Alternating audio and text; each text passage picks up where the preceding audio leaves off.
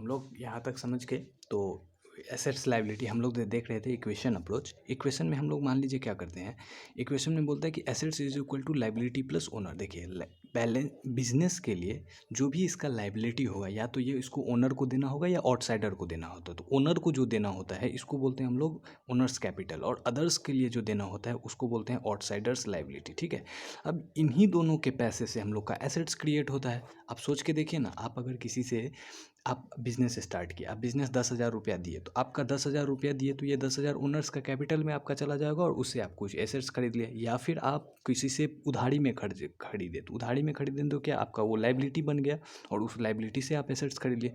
Asset side में तो ये एसेट्स ही दिखेगा कि आप ये फ़ोन लिए हैं। अब ये आप अपने पैसे से फ़ोन लिए हैं या फिर आप मतलब किसी उधारी में लिए। उधारी में लेंगे तो आउटसाइडर का लायबिलिटी, और अगर अपने से लिए तो आपका ओन एसेट्स। और इस बिजनेस के लिए तो उसको तो दोनों ही चीज़ देना है, एक या तो इसको ओनर को देना पड़ेगा या फिर इसको आउटसाइडर को देना होगा। तो इसी को बोलते हैं assets is equal to liability plus owners. ये कोई इक्वेशन नहीं है, ये कॉमन सेंस है। ठीक है, अब इसमें आप दूसरा भी इक्वेशन बना सकते हैं, जैसे लायबिलिटी इज इक्वल टू क्या होगा, outsider liability is equal to मतलब total assets minus owners capital. तो ये बन जाएगा लायबिलिटी का इक्वेशन। तो इसी तरह से ये इक्वेशन कॉमन सेंस है। ठीक है, अब जर्नल एंट्री कैसे पास होता है, तो जर्नल एंट्री का वही पर्सनल और वो transaction related to assets liability और ये इनकम एक्सपेंसेस जो हम लोग ऊपर में पढ़े हैं वही होता है। ठीक है, अब मान लीजिए यहाँ पे स्टार्ट करते हैं। अब एक बार इसको डिटेल में देख लीजिए। इम्पर्सनल का मतलब क्या होता है, impersonal related to assets of the firm, मतलब कोई भी एसेट्स या तो ये रिलेटेड टू कोई एसेट्स ऑफ द फर्म होगा या फिर इसको हम लोग बोलते हैं रियल अकाउंट।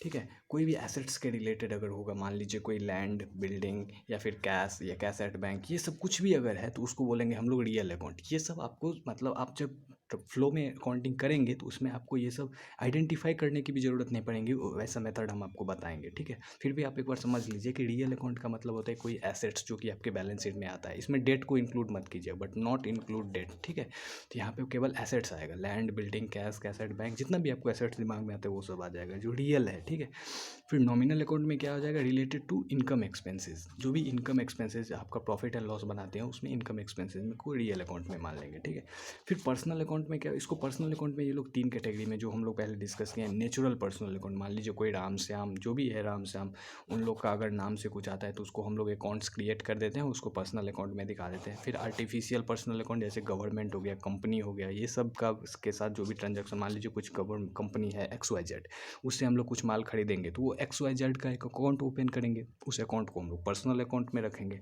फिर representative personal account, capital drawing जो भी हम लोग ये सब कैपिटल ड्राइंग ये किए उसको रिप्रेजेंटेटिव, मतलब ये तो एक हो गया आपका थियोरी टाइप का। अब हम आपको एक्चुअल में समझाते हैं क्या है। ठीक है, देखिए ये गोल्डन रूल दिया गया है। गोल्डन रूल अगर आप समझ जाएंगे तो आपको कोई भी दिक्कत नहीं होगा। ठीक है, मान लीजिए इसमें गोल्डन रूल क्या दिया हुआ है कि डेबिट करो रिसीवर्स को और क्रेडिट करो गिवर्स को। इसका मतलब क्या है पता है, देखिए हम लोग समझे हैं इसका बैलेंस शीट के अप्रोच से समझते हैं। बैलेंस शीट का मतलब तो आपको पता होगा कि ये दो साइड होता है, एक मतलब एसेट साइड, ये मान लीजिए एसेट साइड हो गया, ये एक लायबिलिटी साइड। तो इसको टी शेप में हम लोग बनाते हैं।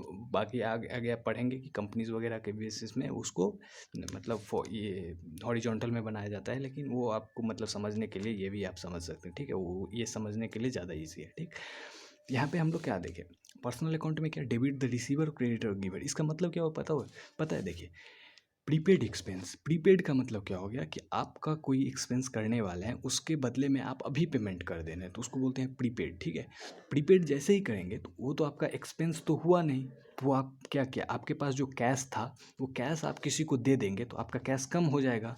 आपका कैश जैसे ही कम हो जाएगा तो एक एसेट्स दूसरा क्रिएट हो जाएगा, तो उसको बोलते हैं प्रीपेड एक्सपेंस। तो इसमें क्या हुआ, डेबिट द रिसीवर। रिसीवर यहाँ पे हम लोग ये प्रीपेड में क्या हो गया, प्रीपेड में हम लोग पढ़े कि रिप्रेजेंटेटिव होता है पर्सनल अकाउंट।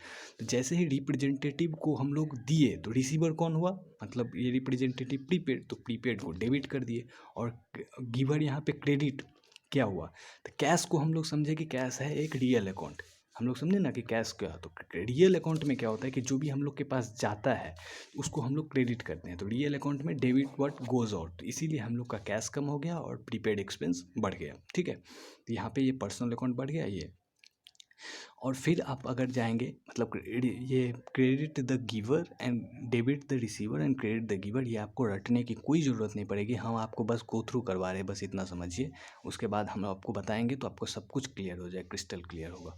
फिर रियल अकाउंट में देखिए, मान लीजिए कोई भी एसेट्स आप खरीदे, तो वो एसेट्स खरीदेंगे तो आपका क्या होगा, डेबिट करेंगे उसको। तो डेबिट व्हाट कम्स, जो भी आपके पास आता है उसको आप लोग डेबिट करेंगे, और credit what goes out. Debit मतलब प्लस, तो प्लस करेंगे, और क्रेडिट व्हाट, आप कुछ खरीदेंगे तो आप उसको प्लस ही करेंगे ना, तो इसीलिए रियल में उसको प्लस, डेबिट व्हाट कम्स उसको प्लस, और क्रेडिट व्हाट गोज आउट, जो भी क्रेडिट, मान लीजिए आपका कैश गया तो कैश को आप कम कर देंगे, या फिर आप क्रेडिट मतलब रियल में जो गया आपका तो वो कैश को कम कर, नहीं आपका कुछ गया नहीं है, आपका वो उधारी में खरीदे तो उधारी में पर्सनल हो जाएगा, पर्सनल हो जाएगा तो क्या करेंगे उसको, जो भी जिसको भी देंगे उसके लिए हम लोग उसको बढ़ा देंगे, क्रेडिट कर देंगे, तो क्रेडिट द गिवर, जिसको देना होगा उसको क्रेडिट कर देंगे, ठीक है।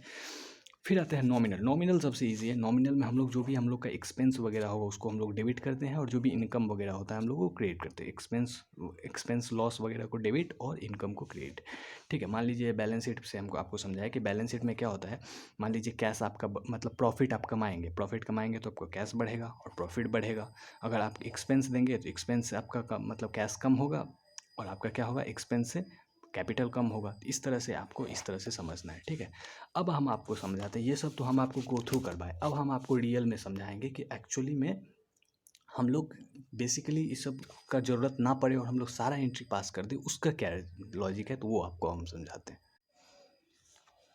देखिए, मान लीजिए आप एक बिज़नेस स्टार्ट कर रहे हैं, आप एक न्यू बिज़नेस स्टार्ट करें। अब बिज़नेस स्टार्ट करने के लिए सबसे पहले आपको क्या ज़रूरत होगा, सबसे पहले आपको क्या मतलब पैसा लगाना पड़ेगा। एकदम लेमन के मतलब ये आप समझिए ही नहीं कि हम अकाउंट समझ रहे हैं, आप समझिए कि हम एक बिज़नेस कर रहे हैं, उसमें हम क्या क्या ट्रांजैक्शन करेंगे। सबसे पहले आपको क्या ज़रूरत हो, कैश ज़रूरत होगा। तो मान लीजिए ये बिज़नेस है, और बिज़नेस को मान लीजिए कि ये एक अलग इंसान है, ठीक है। ये अलग इंसान है जो एक जिसका नाम हम लोग बिज़नेस दिए हैं। तो ये इसको हम लोग पैसा देंगे, और ये क्या करेंगे। मान लीजिए आपने 1 लाख रुपया से बिज़नेस स्टार्ट किया, ठीक है। आप 1 लाख रुपया बिज़नेस में लगाए, तो ये 1 लाख रुपया को क्या बोलेंगे कि ये हम बिज़नेस को दिए हैं। तो ये बोलेगा, जो बिज़नेस है ये बोलेगा कि मेरे पास 1 लाख रुपया आ गया, लेकिन ये 1 लाख रुपया मेरे पास तो ऐसे नहीं आएगा, मेरे को तो देना होगा। तो इस लाइबिलिटी में हम लोग, तो इस लाइबिलिटी जो हम लोग का बना, इसको ये बोलेगा कि ये हमें आउटसाइडर को नहीं देना है, ये हमें ओनर्स को देना है। तो ओनर्स मतलब जो मालिक है उसको देना है। तो इसके लिए इसको हम लोग कैपिटल यूज़ करते हैं। तो इसमें ये बोलेगा कि मुझे 1 लाख रुपया कैपिटल देना है। तो यहाँ तक तो बैलेंस शीट टैली होगा कि 1 लाख रुपया इसके पास है और 1 लाख रुपया इसका चला गया, ठीक है। अब तीनों अकाउंट्स में एक एक एंट्री करते हैं। मान लीजिए अब बिजनेस को बढ़ाने के लिए आपको क्या करेंगे, आप कुछ परचेज करेंगे, सेल करेंगे। तो मान लीजिए आप परचेज किए कुछ, आप अपना फिक्स्ड एसेट्स परचेज किए, कुछ भी फिक्स्ड एसेट्स, लैंड, बिल्डिंग वगैरह परचेज किए। इसके लिए आपका क्या हो सकता है, आप कैश देंगे किसी को, आप पैसा खर्चा करेंगे और फिक्स्ड एसेट परचेज करेंगे।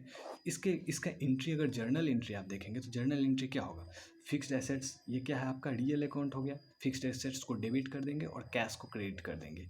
मान लीजिए 50,000 का आप खरीद लिए ये, तो अब आपका बैलेंस शीट में क्या इफेक्ट होगा, ये जो कैश था, ये कैश तो हम लोग का कम हो जाएगा, तो हम लोग इसको कम कर देंगे। यहाँ पे आप इस तरह से सोचिए कि बैलेंस शीट कैसे हमें टैली करना है। तो यहाँ पे कैश हम लोग का 50,000 रुपया तो खर्चा किए, खर्चा करेंगे तो आपका कम होगा, 50,000 ही बचा, और फिक्स्ड एसेट्स बढ़ गया, फिर भी हम लोग का बैलेंस शीट टैली हो रहा है। इस तरह से आपको सोचना है कि हम वो नॉमिनल रियल ये सब सोचना ही नहीं है, बस इस तरह से सोचना है कि क्या हुआ, क्या करना है, ठीक है। फिर मान लीजिए सेकेंड एंट्री क्या होगा, आप फिर से फिक्स्ड एसेट्स खरीदे, ठीक है।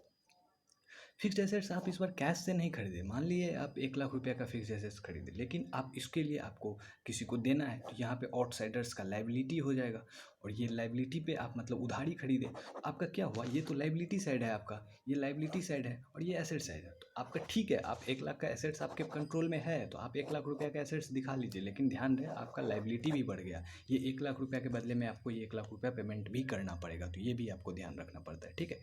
ये तो हो गया एसेट्स के रिगार्डिंग। अब आप पूछेंगे, ठीक है, एसेट्स समझ में आ गया, पर्सनल अकाउंट समझ में आ गया, अब उसके अलावा हम लोग को ये कैसे समझ में आएगा कि प्रॉफिट एंड लॉस में जो ये सब खर्चा होता है परचेज, ये देखिए प्रॉफिट एंड लॉस में बहुत सारा ओवर द पीरियड, मतलब बैलेंस शीट का क्या काम है और प्रॉफिट एंड लॉस का क्या काम है, तो इसका आप एक चीज़ समझिए। देखिए बैलेंस शीट तो एक स्टेटमेंट है कि ये आपका एसेट्स है, ये आपका लाइबिलिटी है, इसमें ओनर्स का कैपिटल कितना है, पूरे साल का लेखा जोखा एक दिन के लिए बनता है, ये पर्टिकुलर डेट के लिए बनता है कि मान लीजिए 31 तारीख को, 31 मार्च को मेरे पास क्या क्या है, ठीक है।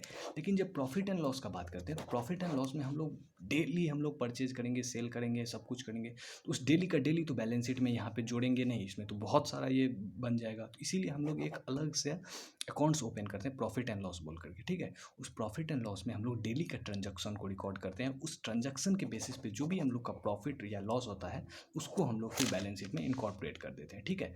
अब मान लीजिए आपका प्रॉफिट हुआ, प्रॉफिट होने से आपका क्या होगा, कैश बढ़ेगा, मतलब प्रॉफिट होने से मतलब यहाँ लाइबिलिटी साइड मतलब ओनर्स का कैपिटल बढ़ जाएगा, ठीक है, ओनर्स का कैपिटल बढ़ जाएगा। अब ओनर्स का कैपिटल जैसे बढ़ेगा ये तो ऐसे एसेट साइड भी कुछ बढ़ना चाहिए, एसेट साइड में आपका कैश बढ़ेगा, मतलब डेटर से जो कैश मिलेगा वो बढ़ जाएगा, या फिर रिसीवेबल्स आपका डेटर बढ़ जाएगा, तो ये दोनों साइड टैली हो जाएगा।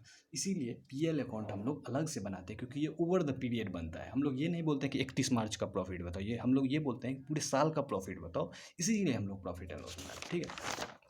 इसको मैं इस वीडियो में नहीं खींचूंगा, इसमें एक छोटा सा एग्जांपल दे करके आपको समझा के फिर नेक्स्ट वीडियो में हम लोग और डिटेल में समझेंगे फाइनल अकाउंट्स वगैरह सब कुछ, ठीक है।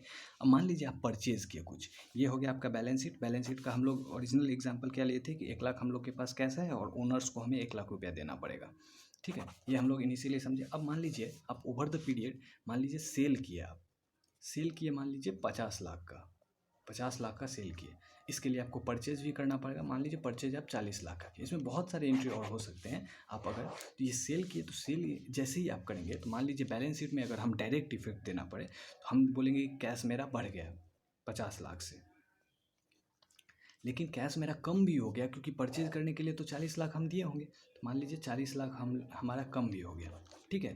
तो नेट में 10 लाख का इफेक्ट आया प्रॉफिट एंड लॉस के वजह से, और 1 लाख रुपया पहले से था, तो ये हो गया 11 लाख इस साइड एसेट्स के साइड। लेकिन यहाँ पे ओनर्स के साइड में क्या होगा, ओनर्स के साइड में हम लोग जो 10 लाख रुपया कमाए, मान लीजिए कोई भी चीज़ आप 50 लाख में सेल करेंगे, 40 लाख में, 10 लाख का प्रॉफिट होगा, तो ये प्रॉफिट किसका है, ये प्रॉफिट ओनर का है। इसीलिए इसको प्रॉफिट एंड लॉस बोल करके हम लोग यहाँ पे 10 लाख रुपया ऐड कर देंगे, तो यहाँ पे 11 लाख हो जाएगा और ये बैलेंस शीट टैली हो जाएगा। अब ये जो 10 लाख है इसको दिखाने के लिए हम लोग प्रॉफिट एंड लॉस बनाते हैं, और प्रॉफिट एंड लॉस में यहाँ पे हम लोग लिखते हैं बाई सेल 50 लाख और टू परचेज 40 लाख, और यहाँ पे प्रॉफिट 10 लाख दिखा देते हैं टू नेट प्रॉफिट, और इसको हम लोग बैलेंस शीट में ट्रांसफ़र कर देते हैं। ये वाला नॉर्मल प्रोसीजर होता है, लेकिन इसका दिखाने का नेट इफेक्ट यही होता है, ठीक है।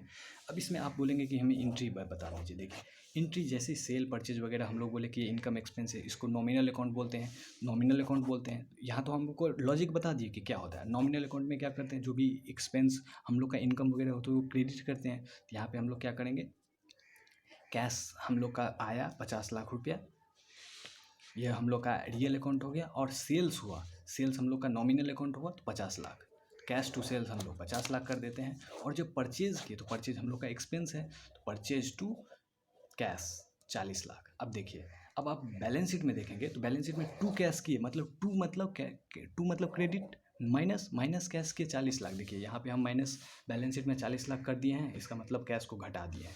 वैसे ही प्लस कैश किए हम लोग 50 लाख, मतलब देखिए यहाँ पे हम 50 लाख जोड़ दिए हैं कैश को, इसका मतलब हुआ कि 50 लाख हम लोग मतलब पैसा आया है, तो इसीलिए प्लस, और यहाँ पे माइनस, तो ये अकाउंट क्लियर होगा। अब सेल्स देखिए, क्रेडिट 50 लाख, देखिए यहाँ पे sales account profit and loss में हम लोग क्रेडिट साइड में दिखाएं, इसको क्रेडिट और इसको डेबिट बोलते हैं, इसको क्रेडिट साइड में दिखाए। परचेज के 40 लाख, तो 40 लाख को देखिए डेबिट साइड में हम लोग दिखाए हैं परचेज। तो इस तरह से हम लोग का ये अकाउंट्स बनता है। ये हम आपको बस बेसिक स्ट्रक्चर बताए हैं, इसको डिटेल में इतना अच्छे से आपको समझाएंगे कि आपको कभी भी रटने का कोई ज़रूरत नहीं पड़ेगा, और सब कुछ आपको स्मूथली समझ में आएगा, ठीक है। तब तक के लिए थैंक यू सो मच, और आप ऐसे ही कनेक्टेड रहिए। Thank you so much.